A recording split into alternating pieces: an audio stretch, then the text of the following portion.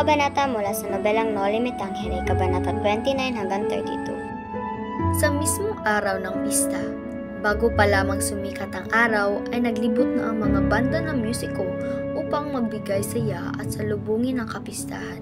At halos karamihan ng mga mamamayan ng San Diego ay nakasuot sa kanilang pinakamagandang kasuotan at mga alahas, at naghanda rin ng mga masasarap na pagkain ng bawat tahanan.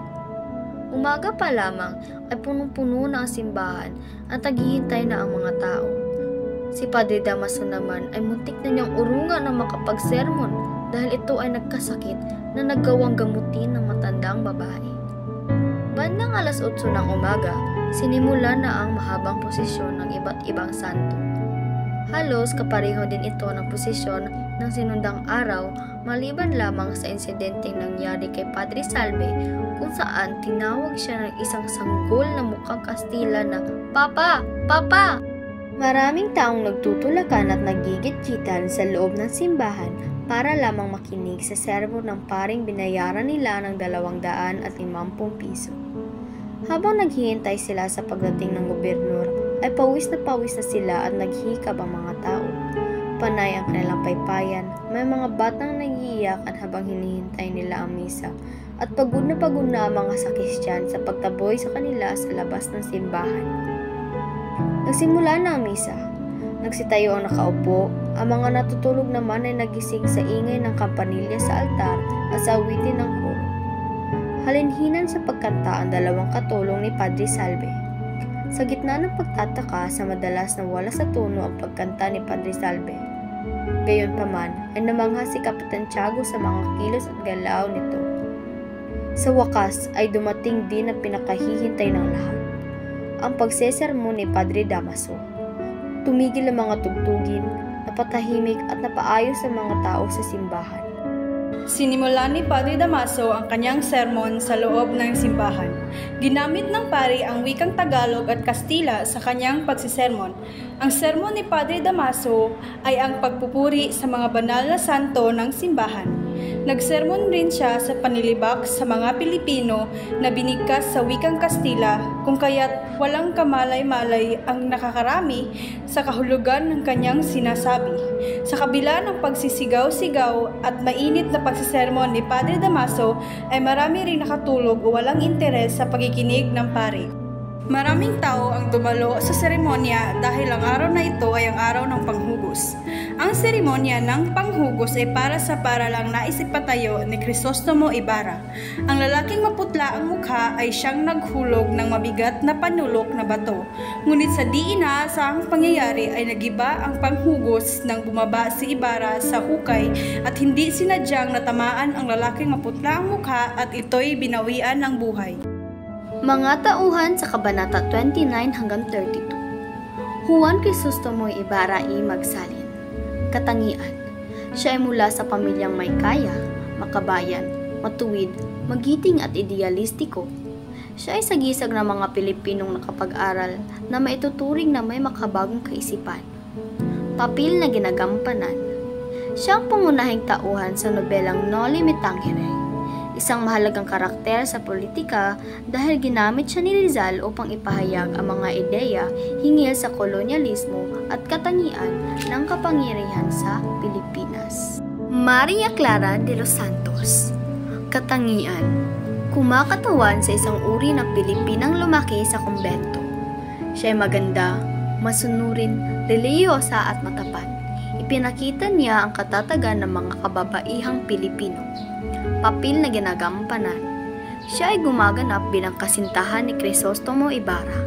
Matutunan natin mula sa kanya ang kahalagahan ng katapatan, pananalig sa Diyos at kapangyarihan ng totoong pagmamahal. Elias. Katangian. Siya ay isang tunay na Maginoong, hindi mapaghiganti. Ang iniisip ay ang kapakanan ng nakararami at may pambihirang tibay na loob. Papel na ginagampanan. Siya ay isang piloto o bangkero at magsasakang tumulong kay Crisostomo Ibarra para makilala ang kanyang bayan at gayon din ang mga suliranin nito. Don Anastasio o Pilosopong Tasio. Katangian. Taglay niya ang katangian ni Rizal na mapagpuna sa mga pangyayari sa paligid. May mga kaisipan siyang una kaysa sa kanyang panahon kaya't hindi siya maunawaan ng marami. Papel na ginagampanan. Siya ay isang skolar na nagsisilbing tagapayo ng marurunong na mamamayan ng San Diego. Damaso Verdolagas o Padre Damaso. Katangian. Halimbawa siya na isang taong madaling mauto at marupok ang kalooban sa mga papuring hindi sadyang nagmumula sa puso ng nagpaparangal. Siya ay sakim, arugante, malupit, paring madaldal at mahahayap ang mga salita. Papel na ginagampanan. Isang kurang Franciscano na dating kura ng San Diego at siya ring nagpahukay at nagpalipat sa bangkay ni Don Rafael Ibarra sa libingan ng mga Inche. Don Santiago de los Santos o Kapitan Tiago. Katangian. Siya ay isang taong mapagpanggap at laging masunurin sa nakatataas ngunit sakim at walang pinapanginoon kundi ang salapi. Papel na ginagampanan. Isang mayamang mangangalakal na taga-Binondo na asawa ni Pia Alba at ama ni Maria Clara. Bernardo Salve o Padre Salve. Katangian. Siya ay payat, maputla, tahimik at mukhang sakitin. Siya ay tuso at mapagpanggap. Papel na ginagampanan. Isang Franciscanong praile, naging kahalili ni Padre Damaso matapos na ito ay alisin sa pagiging kura ng bayan ng San Diego. Siya rin ay nagkaroon ng lihim na pagtingin kay Maria Clara. Padre Hernando Sibila. Katangian. Siya ay mahilig magkwento. Siya ay madasalin at konserbatibo. Siya ay mapagmataas. Siya ay makasarili sapagkat salungat siya sa pagkakaroon ng Akademya ng Wikang Kastila. Papel na ginagampanan. Isang paring Dominikano na lihim na sumusubaybay sa bawat kilos ni Crisostomo Ibarra. Alperes. Katangian. Siya ay mapagbalat kayo, mapanlait, laging nagmumura at mapanakit. Papel na ginagampanan. Siya ang puno ng mga Guardia Sibil at siya rin ang mahigpit na kaagaw ng kura sa kapangyarihan sa San Diego. Don Filipo Lino. Katangian. Siya ay makabayan, matalino, mapagmahal. Siya ay may tapang at determinasyon. Papel na ginagampanan. Siya ay isang tenyente mayor na kaibigan ni Pilosopong Tasio at asawa ni Doña Teodora Vina. Siya ay mahilig magbasa ng Latin. Maestro Nol Juan. Katangian. Siya ay mabait, masunurin, magalang, mapagkumbaba at mapagmahal. Papel na ginagampanan. Siya ang tagapamahala ni Crisostomo Ibarra sa pagpapagawa ng kanyang paaralan. At yun ang mga tauhan sa Kabanata 29 hanggang 32. Mga tagpuan sa Kabanata 29 hanggang 32. Ang tagpuan sa Kabanata 29 ay sa simbahan ng San Diego. Umaga pa lamang ay halos punong-puno na ng mga tao ang simbahan dahil na rin na ito ang huling araw ng pagdiriwang sa kapistahan. Ang tagpuan sa Kabanata 30 ay sa loob ng simbahan, kung saan isinasagawa ang misa. Ito ay isang espesyal na okasyon dahil ito ang araw ng pista. Ang tagpuan sa Kabanata 31 ay sa simbahan ng San Diego. Dito sinimulan ni Padre Damaso ang isang sermon mula sa isang sipi sa Biblia at siya ay nagsermon sa wikang Tagalog at Kastila. Ang tagpuan sa Kabanata 32 ay sa lugar na kung saan ipinapagawa ni Ibarra ang isang bahay paaralan sa bayan ng San Diego na magsisilbing eskwelahan ng mga batang nagnanais na mag-aral o matuto. At yun ang mga tagpuan sa Kabanata 29 hanggang 32. Una, banderitas, piraso ng mga plastik na hugis parihaba na may disenyo at kulay. Pangalawa, pagdupikal, tunog o kalambang ng kampana. Pangatlo, magbubulid, gagawa. Pang-apat, kuwitis, isang uri ng pailaw o paputok. Ikalima, abaniko, isang uri ng pumipay. Ika-anim, napakislot, biglang pag-urong o paggalaw. Ikapito, pinagbibitagan, ginagalang. Ikawalo, naidlip, nakatulog. Ikasiyam, pagpapalitada, pagsisemento. At 10, iskribano, tagatala. Mga mahahalagang pangyayari sa Kabanata 29 hanggang 32. Sa Kabanata 29, ikatlo ang huling araw ng kapistahan sa bayan ng San Diego. Ang lahat ay nakasuot ng magagarang kasuotan, punong-puno ng tao ang simbahan. Si Padre Salvi ang nakatakdang magmisa sa araw na iyon at si Padre Damaso naman ay nakatakdang magbigay ng sermon. Ikawalo at kalahati ng umaga nang magsimula ang prosesyon, huminto ang karor sa bahay ni Kapitan Tiago na sinundan ni Padre Salvi. Malihim na tinanaw ni Padre Salvi si Maria Clara. Sa Kabanata 30, siksikan ng mga tao sa loob ng simbahan hanggang sa labasan, kasabay mga awitin sa simbahan. Sa kabila ng lahat ay nagtiis sila upang marinig ang sermon na ginastuhan nila. Dumating na ang alkalde at pumasok mula sa sakristiya. Nagsimula na ang misa. Lihim na napasulyap si Padre Damaso kay Ibarra at nagtapo ng mapanlibak na tingin. Nagsimula na ang sermon ni Padre Damaso. Naupo at nakinig ang mga tao. Sa Kabanata 31, nagsermon si Padre Damaso ng buong pagmamalaki sa sarili. May dalawang bahagi ang sermon nito. Ang unay sa wikang Kastila at ang ikalaway sa wikang Tagalog.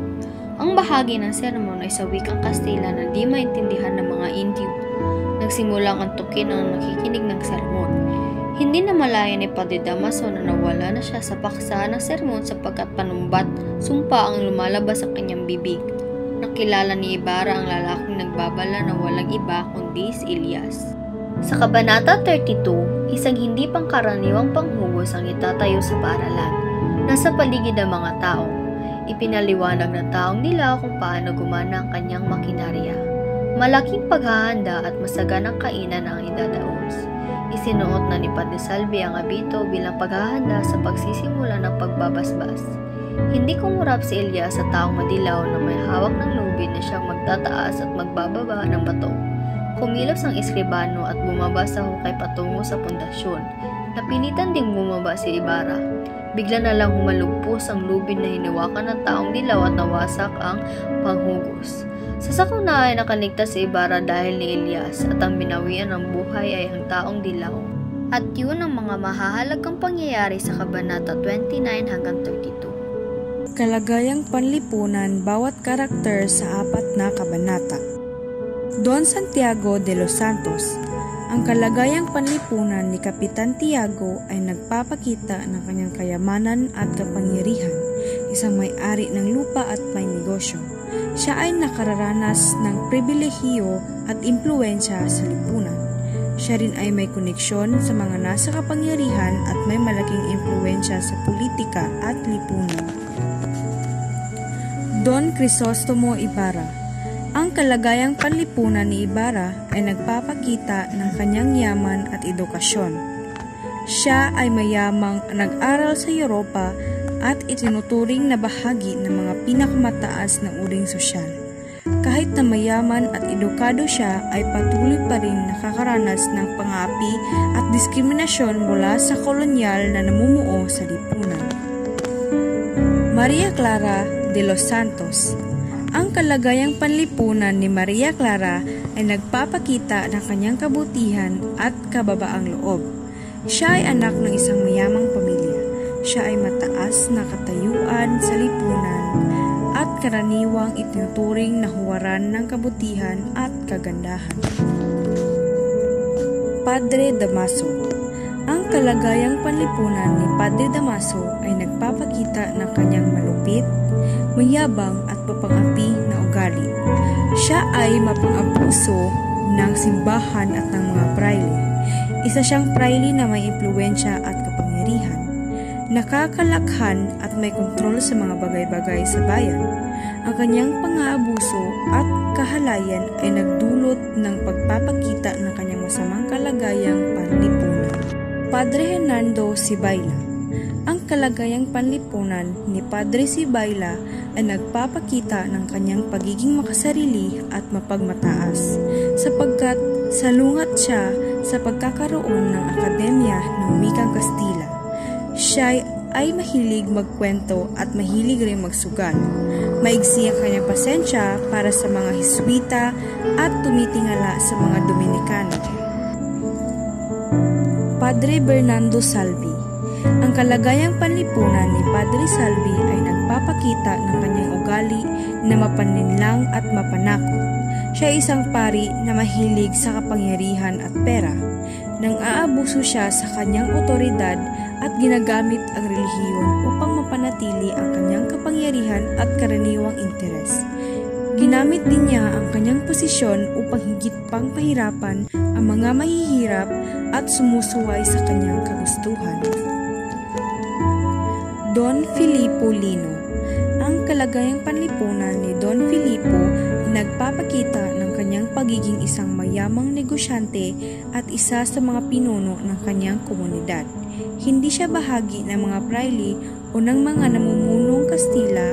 Siya ay isa sa mga leader ng mga mamamayan na nagtatanggol sa kanilang mga karapatan laban sa pang-aapi at pang-aabuso ng mga praile at mga Kastila. Pilosopong Tasio. Ang kalagayang panlipunan ni Pilosopong Tasio ay nagpapakita ng kanyang malalim na pananaw at pag-unawa sa lipunan, ngunit hirap siyang maunawaan ng mga tao sa kanyang kakaibang pag-iisip. Isa siyang intelektual na tao na palagi nag-iisip at naghahanap ng kahulugan sa mga pangyayari sa mundo. Dahil sa kanyang pagiging labis na mapanuri at kritisismo, hindi siya madalas na nauunawaan o tinatanggap ng mga tao sa lipunan. Elias. Ang kalagayang panlipunan ni Elias ay nagpapakita ng kanyang mapagmalasakit sa kapwa at handang magpakahirap para sa kapakanan ng iba. Bilang isang mapagkalingang mamamayan, madalas siyang tumutulong sa mga nangangailangan at nagtutulong sa kanilang komunidad. Ngunit sa kabila ng kanyang kabutihang loob, maaari ring sabihin na siya ay isang biktima ng lipunan dahil sa kahirapan at pang-aapi na kanyang nararanasan. Maestro Nol Juan. Ang kalagayang panlipunan ni Nol Juan ay nagpapakita ng kanyang pagiging leader sa kanilang komunidad na may layunin na magbigay ng ilaw at gabay sa kanilang mga kababayan. Bilang isang tagapagturo at manunulat, nagbibigay siya ng edukasyon at kaalaman sa mga kabataan upang matulungan silang matagumpay sa kanilang buhay. Aktibo rin siya sa iba't ibang advokasya at kilusan na naglalayong mapabuti ang kalagayan ng mga mahihirap at nangangailangan sa lipunan. At yun ang kalagayang panlipunan bawat karakter sa 4 na kabanata.